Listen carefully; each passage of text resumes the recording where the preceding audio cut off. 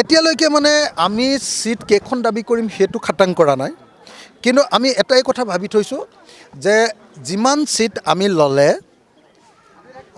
বিৰোধী ঐক্যমঞ্চটো সঠিক হয়, মানুহৰ মাজত বিশ্বাসযোগ্যতাটো বৃদ্ধি পায় যে চৰকাৰ এইবাৰ গঠন কৰিব পাৰিব। আৰু যিমান সিটত আমাৰ উইনেবিলিটি আছে, আমাৰ জিকাৰ সম্ভাৱনা আছে, যেনেকৈ মই আপোনালোকক এতিয়া উত্তৰ অসমত বহুত সিট আছে, কিন্তু কেইটামান সিটৰ নামহে ক'লোঁ।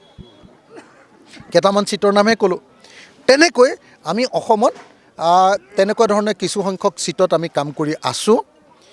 ইতিমধ্যে তেনেকুৱা আমি প্ৰায় 42টামান সিটত আমাৰ নিজৰ পিনৰ পৰা এতিয়া গোটেই অসমত 126টাৰ ভিতৰত 42টামান সিটত কাম কৰি আছোঁ। কিন্তু এইটো কথা খাটাং যে সেই 42টা সমষ্টিত নিশ্চয় আমি সিট নাপাওঁ।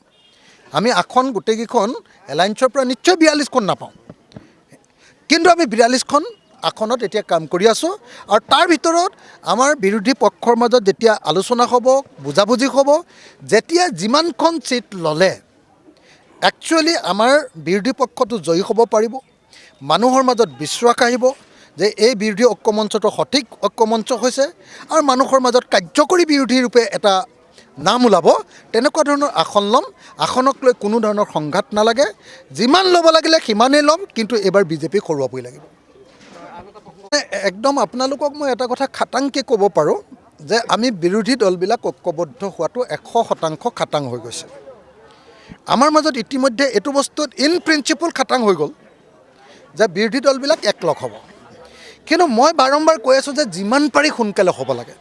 মই সেইকাৰণে কৈ আছোঁ যে এজ চুন এজ পচিবল, যিমান পাৰি সোনকালে যদি হয় তেতিয়াহ'লে আমাৰ কাম কৰিবলৈ সুবিধা হ'ব।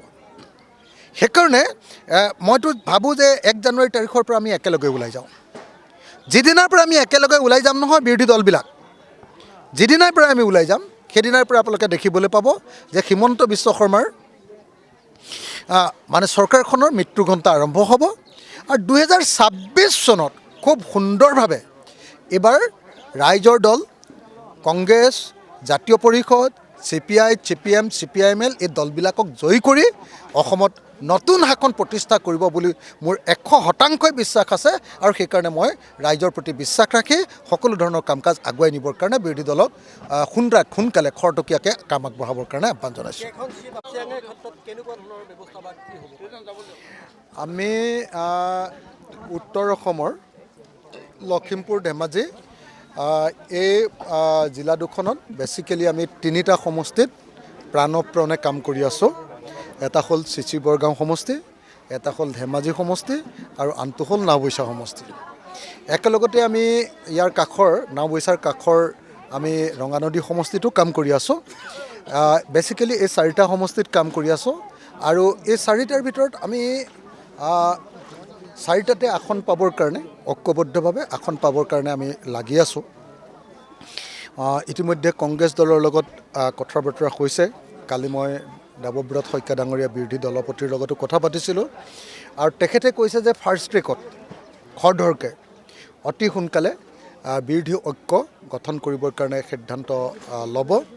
মইতো গৌৰৱ গগৈ ডাঙৰীয়াক বাৰম্বাৰ কৈ আছোঁ যে অহা 31 ডিচেম্বৰ তাৰিখৰ ভিতৰতে আমাৰ বিৰোধী ঐক্যমঞ্চটো ঠিক কৰা হওক, ফাইনেল কৰা হওক, আৰু 1 জানুৱাৰী তাৰিখৰ পৰা যাতে আমি ঐক্যবদ্ধভাৱে কামত যাব পাৰোঁ। আপোনালোকে নিশ্চয় দেখিছে যে অসমত চাৰিওফালে এতিয়া বিজেপিৰ চৰকাৰৰ বিৰুদ্ধে মানুহৰ ক্ষোভ জাগি উঠিছে। যিদিনাই আমি একলগ হ'ম, গৌৰৱ গগৈ, অখিল গগৈ, লুৰিণজ্যোতি গগৈ, দেৱব্ৰত শইকীয়া, ভূপেন বৰা, যিদিনাই আমি একলগ হ'ম, APSLC, CPIM, আমি আটাইবিলাক দল যেতিয়া যিদিনাই একলগ হ'ম, মই ভাবোঁ যে সেইদিনাই বিজেপিৰ বিপদঘণ্টা আৰম্ভ হ'ব।